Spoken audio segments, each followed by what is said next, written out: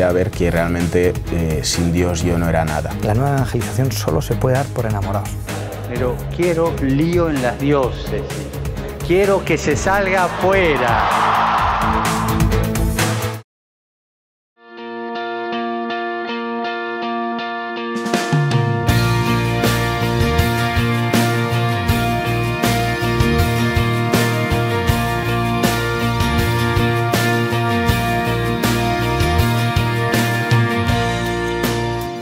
Pues yo me llamo Paola, tengo 22 años y soy la creadora del blog Swallow the World, que podréis ver aquí abajo el link, y me dedico a intentar poner un poquito de sentido común en esta sociedad sobre la salud, pero desde el punto de vista de la fe. Porque para mí el orden es Dios, alma y el cuerpo, y cuidar de nuestro cuerpo como Dios cuida de nuestra alma. Y pues intento un poco estar en esa misión. Esta historia empezaría como a los 9 años, porque no sé muy bien realmente por qué, pero de repente empecé a desarrollar lo que ahora sé que es un trastorno alimenticio que se llama anorexia nerviosa, pero que por aquel entonces no me lo parecía. Yo por aquel entonces pensaba que estaba haciendo lo que tenía que hacer primero para estar delgada, porque era lo que yo creía. No es que me preocupara mucho mi físico, pero eso sí me obsesionaba. Y dos, también porque creía que me daba como un autocontrol, una disciplina, todo el mundo cae en la comida, pero yo no. Entonces era quizá una cosa de sentirme un poco por encima de la gente que caía en esas cosas. Claro, me di cuenta que en realidad estaba controlada por ello, pero en el momento pues pensaba lo contrario. Entonces, bueno, así fueron las cosas hasta los 20 años, que es cuando elegí empezar la recuperación. Pero durante ese tiempo pues también hubo cambios en ello. Al principio yo estaba mucho en lo que llaman las páginas pro-ana, que para los que no lo sepan pues son páginas de chicas sobre todo con anorexia y con bulimia, que consideran, como yo consideraba, que era un estilo de vida. Y entonces pues me metí mucho en ese mundo, en pensar que estaba todo bien y que era un estilo de vida que el resto de la gente no comprendía, pero que las que éramos especiales sí. Es una cosa un poco gnóstica, de hecho. Claro, esto se transformó un poco porque, bueno, yo siempre he sido realmente católica, pero no practicante, porque mi familia no es practicante. Y no sé, conforme me fui haciendo más mayor, yo sí que empecé más a acercarme a Dios, a ir más a la iglesia, a rezar más. Y bueno, uno pensaría como que eso me debería haber sacado de todo lo que estaba, porque, claro, en realidad, o sea, estaba matándome, estaba engañando a la gente, porque toda mi vida era como, ¿cómo puedo engañar a mi madre para que piense que estoy comiendo? ¿Cómo puedo decir a los demás que no pasa nada, que todo está bien, que no se preocupen? ¿Cómo puedo engañar a los médicos para que en mis pesos salga otra cosa diferente? Entonces, pero en vez de verlo así, lo que hice fue como sustituir a lo que en las páginas estas pro-ana llaman la diosa Ana por Dios. Entonces, como decir, todo este sentimiento de decir yo me controlo, tengo esta autodisciplina, pues se convirtió en, claro, es un sacrificio, es una mortificación, estoy ofreciendo mi vida a Dios, privándome de estos placeres del mundo, era la manera en que yo lo veía.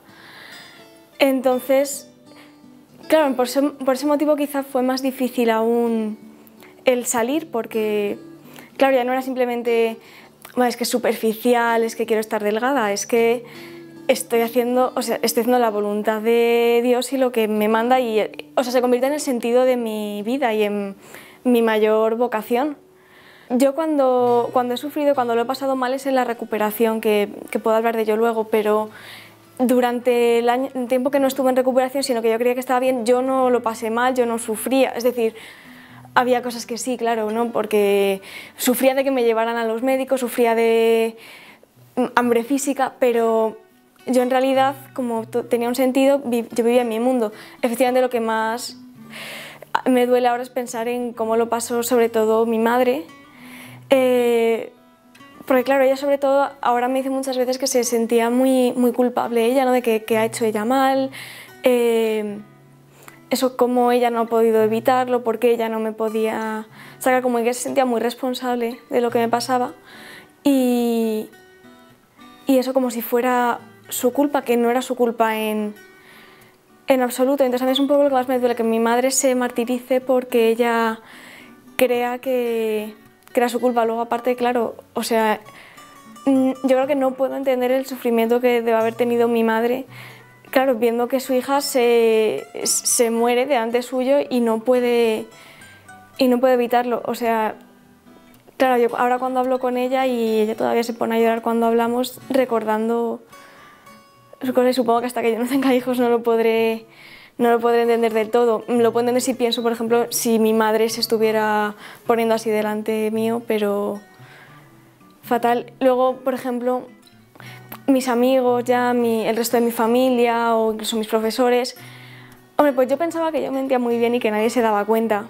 pero obviamente pues luego cuando lo he contado y tal, mucha gente sí que se había dado cuenta y claro, yo ahora recuerdo a algunas personas que se intentaron implicarse más, hablar conmigo, pero claro, para mí eso era lo peor, ¿no? Y lo que no quería que hiciera la gente. Pero así que lo aprecio, que hay gente que con mejor o peor resultado tenía intenciones de estar conmigo. Sí que he visto sobre todo lo que se ha alegrado la gente cuando me he recuperado, y todas las muestras de cariño es lo que me hace entender que sí que estaban pensando en mí todo ese tiempo. Yo veo las fotos y digo, es que era absolutamente evidente, que también es una pena porque, o sea, antes de que sea evidente ya estaba mal, entonces no se ve hasta que no es evidente, cuando ya es demasiado tarde, pero bueno, igualmente, aunque sea evidente para otros, sigue sin ser evidente para ti. En mi debilidad me haces fuerte. En mi debilidad me haces fuerte. Solo en tu amor me haces fuerte. Solo en tu vida me haces fuerte. En mi debilidad te haces fuerte en mí. Básicamente sí, y mucha gente lo dice, que también de otras personas en recuperación, que es un momento, y efectivamente para mí fue no un momento que ya lo elegía y todo, pero sí un momento de esa chispa de luz, que no fue un momento de decir eso corto, pero sí fue un momento de empezar de decir como, oye, que a lo mejor no está bien. Y para mí eso era suficiente, porque yo, o sea, es que no me lo planteaba, es que para mí era, o sea, cuando escribía mi diario sobre Italia, era como mi don, mi vocación, Entonces, que de repente eso fue una iluminación completa de Dios. O sea, yo en el proceso de recuperación creo que he hecho algunas cosas yo por mi fuerza, pero eso fue iluminación ya del Espíritu Santo, que dice hasta aquí, no, o sea, no vamos a dejarla más. Él había estado conmigo todo el proceso, supongo que preparándome para llegar a empezar la recuperación, y en un momento ya actuó directamente, y así fue una semilla de duda. Y luego realmente desde entonces hasta elegir la recuperación tardé muy poco, tardé a lo mejor 3 meses, en los que hice simplemente empezar a buscar en Google anorexia cristiano, anorexia Dios, católico, como un poco a ver si, claro, a ver si esto de verdad tiene alguna base. Y claro, empecé a leer testimonios de otras personas en recuperación, de otras personas cristianas en recuperación también, sobre todo eso, porque las páginas realmente médicas y tal no ayudan tanto, porque puedes decir, claro, me están mintiendo. Pero me ayudó mucho ver a otras chicas que lo habían pasado y decían a lo mejor cosas que pensaban, cosas que sentían, y luego como se habían recuperado habían visto que eso era mentira. Entonces yo dije, claro, si yo también estoy convencida de esto, pienso esto, siento esto, a lo mejor realmente también es mentira, porque ellas pensaban lo mismo y luego han visto que no. Entonces ahí ya eso fue lo que más me ayudó un poco, que quizás por eso tengo también el blog para mi testimonio, porque a mí lo que más me ayudó fueron los testimonios de otros. Y ya pues un día, discerniéndolo mucho, vi que sí, que tenía que empezar. Y bueno, yo en ese momento lo que hice es como una lista con todas las mentiras que había contado y con todo lo que había visto en los testimonios de esta chica. Y o sea, eso fue como el paso que más me costó dar, que fue un poco ir con eso a mi madre y sentarnos y revelárselo todo. Era como, o sea, si yo fuera como avanzando por el pasillo y de verdad como un montón de espíritus alejándome para que no lo hiciera, pero lo hice. Sí, claro, no, en el momento fue una liberación, luego pues el proceso no es lineal ni mucho menos, pero sí que marcó una cosa muy importante que ha estado presente durante toda mi recuperación. Es que, o sea, eso me di cuenta muy pronto, que la característica principal de todo esto era pues el secretismo, la mentira, el que no se den cuenta, el cómo les engaño. Entonces dije, si me quiero recuperar, lo esencial, más allá de eso, pues que coma cosas, que cambie mi mente, es que sea sincera, o sea, que diga las cosas. Porque o sea, es justo lo contrario, ¿no? De esconder a decirlo, aunque me dé vergüenza, sobre todo aunque digo, van a pensar que soy una persona horrible, bueno, van a descubrir que soy una persona horrible, era realmente el pensamiento, pero da igual, o sea, no decírselo a todo el mundo, pero a mi madre y sobre todo a mi director espiritual, que ha sido la persona más importante en mi recuperación. Eso fue lo siguiente que vi, después de ver que tenía que ser sincera, lo siguiente que vi es como tengo que conseguir un director espiritual. Y bueno, pues también es una cosa que estuve discerniendo y fui a hablar con el cura de mi universidad, con el que no había hablado en la vida, había ido a misa y me gustaba mucho cómo daba la misa. Y sobre todo pues veía que él tenía mucho amor a Cristo, lo veía que tenía mucho amor a la Eucaristía y digo, ojo, pues este hombre no va a ser como yo que sé, un sacerdote moderno y que diga, no, pues claro, pues está mal esto del sacrificio, sino digo, pues este de verdad será una persona fiable. Y pues también es lo que más me ha ayudado porque, bueno, empecé a leer también varios escritos de santos como de Santa Faustina y de Santa Teresita de Lisieux y vi que era muy importante la obediencia. Entonces digo, pues yo creo que una cosa es mi camino de santidad, pero si tengo que elegir, lo que seguro que es obedecerle a él. Entonces eso me ayudó mucho porque hay muchos momentos que yo seguía pensando, aunque hubiera tomado la decisión, yo seguía como pensando, en realidad lo estoy haciendo mal, en realidad es que me he rendido porque no he sido suficientemente fuerte, eso, he traicionado mi sentido de la vida y lo que tenía que... Entonces en ese momento era avanzar pues eso por obediencia y por decir, bueno, pero aún así seguro que no estoy ofendiendo a Dios porque estoy haciendo lo que me mandan. Entonces esa es un poco también la parte más dura, ¿no? El pensar todo el rato que estaba haciéndolo mal y que no es, o sea, que había elegido algo que era malo y que era lo correcto. Es lo que dicen lo que dice también San Ignacio, ¿no? De que el diablo se presenta como un ángel de luz. Pues aquí era justo eso, de pensar que algo malo que yo hacía era lo bueno y que las cosas buenas que estaba haciendo, o sea, me sentía fatal. Bien, es verdad que también cuando no estaban a plena ebullición los pensamientos, sí que sentía una cierta paz en lo profundo, ¿no? De decir, sí que es esto. O sea, tenía momentos de luz, ¿no? De ver, vale, sí, es esto, estoy diciendo lo bueno, estoy ganando cuando me siento fatal y cuando me siento súper atacada y cuando me hundo y cuando no veo salida, en realidad es una buena señal porque es que estoy intentando salir y es por eso que me está atacando, pero eso fue lo que más me costó, eso fue la dinámica del primer año de la recuperación, ¿no? Por una parte, estar trabajando pero sin tener apenas ningún tipo de satisfacción o de signo realmente. Claro, me sentí muy en paz cuando hablaba con mi director espiritual, pero luego volví a mi casa y...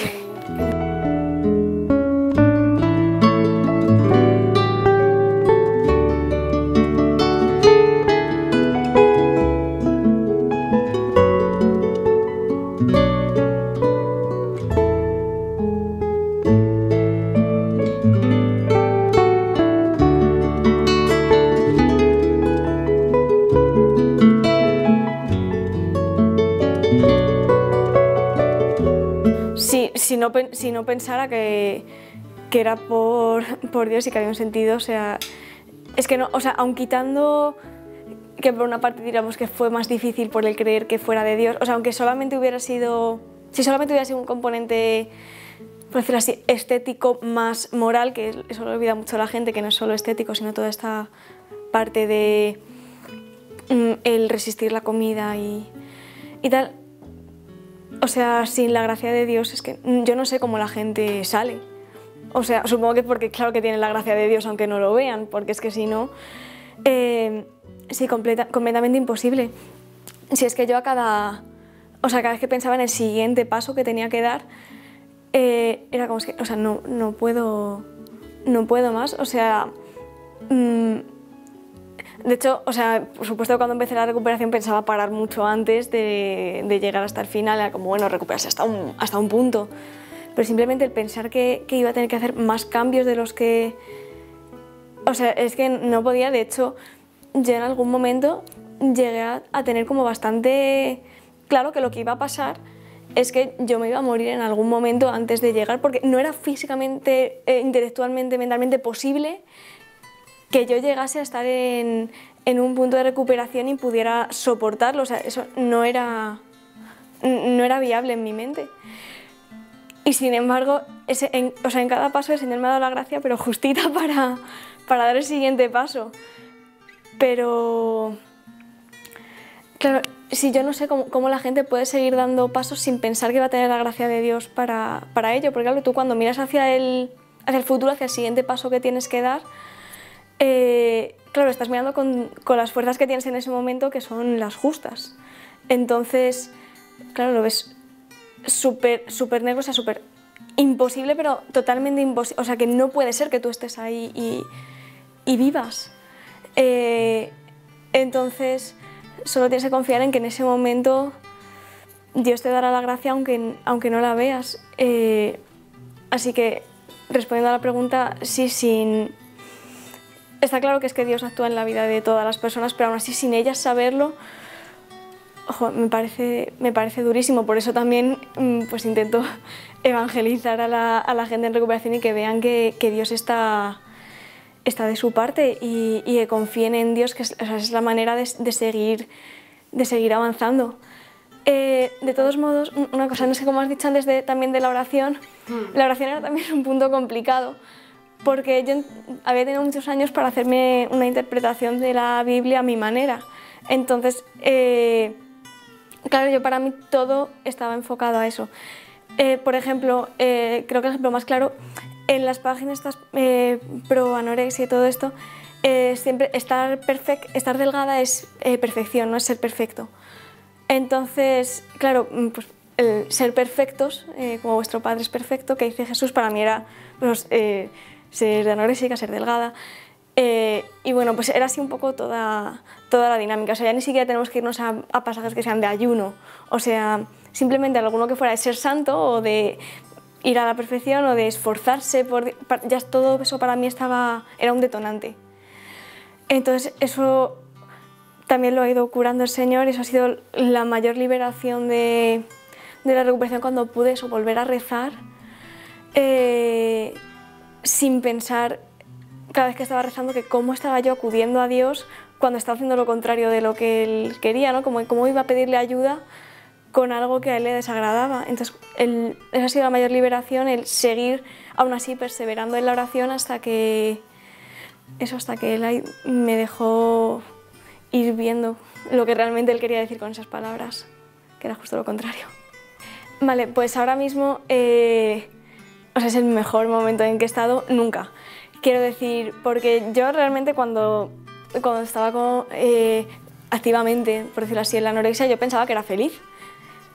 ¿Por qué? Porque pensaba que estaba cumpliendo la voluntad de Dios y entonces pero era un poco que pensaba que entonces debía ser feliz, porque si estaba haciendo lo que Dios quería, pues tenía que ser feliz, y si no era feliz era porque era una egoísta.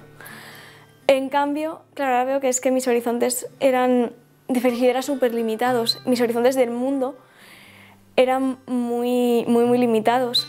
Entonces ahora veo como la realidad, ahora veo la verdad, ¿no? No es que esté siempre bien, no es que no es que esté ya recuperada, no es que todo el resto de mi vida que no sea recuperación sea perfecto, pero es que es distinto, o sea, es que no se puede para mí comparar, ¿no? Ni cómo es el mundo antes a cómo es el mundo ahora, porque ahora es como la verdad del mundo, entonces ahora aunque yo esté en algún momento mal, o sea, sé lo que es la verdad del mundo y a lo que me puedo agarrar y lo que es inmutable independientemente de cómo yo me sienta, y sé que el mundo es una cosa y unos horizontes muchísimo más grandes que antes. Me viene a la cabeza, aunque lo voy a citar mal porque es de cabeza, una cita de un escritor británico llamado Evelyn Waugh sobre la conversión, que dice que es como salir de un mundo de espejos donde todo está distorsionado, salir por una chimenea al verdadero mundo creado por Dios, y es entonces cuando empieza el delicioso proceso de explorarlo sin límites. Y para mí es un poco justo lo mismo, como de haber ido de un mundo que ha todo distorsionado, sombras y una movida que me había yo montado, a todo un mundo y una realidad que explorar. Y en cuanto a mí misma, pues también es que la gente piensa como que que la recuperación en realidad es deshacerse, ¿no?, de una parte de ti, ¿no?, como extirpar un tumor, ¿no?, como quitamos la anorexia, entonces es Paola, pero sin la anorexia. Pero para mí es una transformación total, o sea, evidentemente pues hay cosas que sigo siendo igual, pero para mí es un proceso de transformación de toda la persona. Entonces, pues independientemente de cómo me sienta en momentos determinados o de qué dudas tenga, o sea, para mí merece la pena totalmente, porque eso, ahora soy yo, y sobre todo eso, conozco la verdad sobre mí misma, y entonces al tener la verdad tengo la libertad para realmente cumplir esa misión que de verdad Dios tiene para mí, y que de verdad sí me hace feliz, y no simplemente tengo que decir que me hace feliz porque es lo que hay que decir como cristiano.